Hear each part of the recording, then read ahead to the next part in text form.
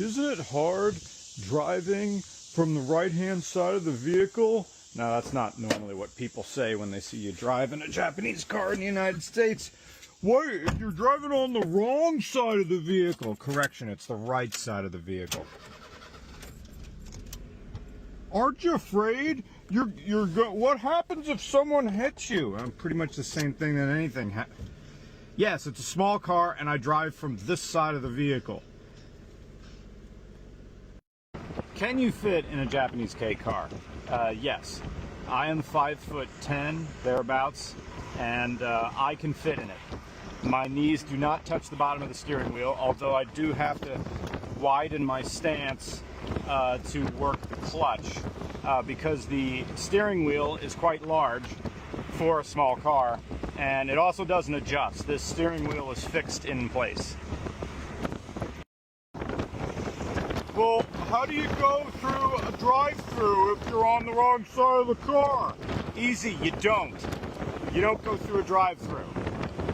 You can live without it. If your desire to drive a unique car is overwhelmed for your desire for overpriced fast food that isn't nutritious, then I guess stick to your USDM car.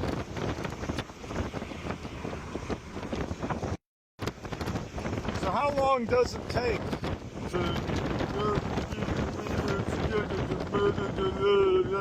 to drive on the wrong side of the car? It takes a week. It literally takes a week. If you get a JDM car, start driving it every day, doing it for all your errands or going to work, it'll take a week.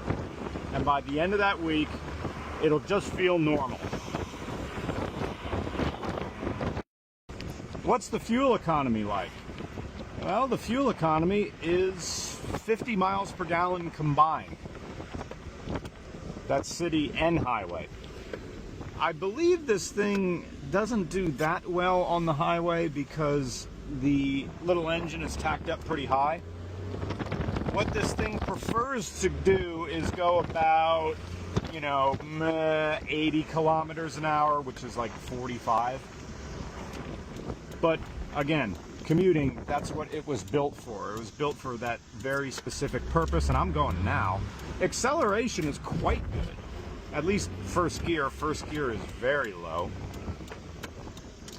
And of course, parking is easy. It is a parallel parking dream. And I'm also smaller than a Miata, much smaller. Is a Japanese microcar, aka K car, slow? Yes, it's quite slow. This is about the same amount of power as a original Japanese Beetle, but for driving in suburbia, the greater Philadelphia sprawl, 42 horsepower is just fine. I can go on the turnpike, the highway, and this thing, I think the fastest I ever got it up to on a closed road in Mexico was 78 miles an hour. And the little three-cylinder engine was working pretty hard to do that. But maintaining 65 miles an hour is reasonable. It'll do that. What's the fuel economy? Oh, well, actually, we're going to go through this yellow light, and the car's going to lean a red light in a Honda today. When you drive these cars, you need full power a lot. So this is going to be a full power. Actually, no, this is going to be a rolling start. Second gear. Almost on the cam. Now shift. Third. This is full throttle. That's about 42 miles an hour into fourth.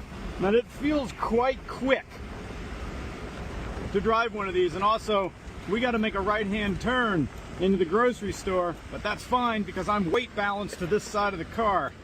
So I take it back down into second and just chuck it in here, and I'm rally racing, and no one knows I'm doing it because I'm very, very slow. Now it's to do my favorite thing, parking in places where other cars can't go, like in between these.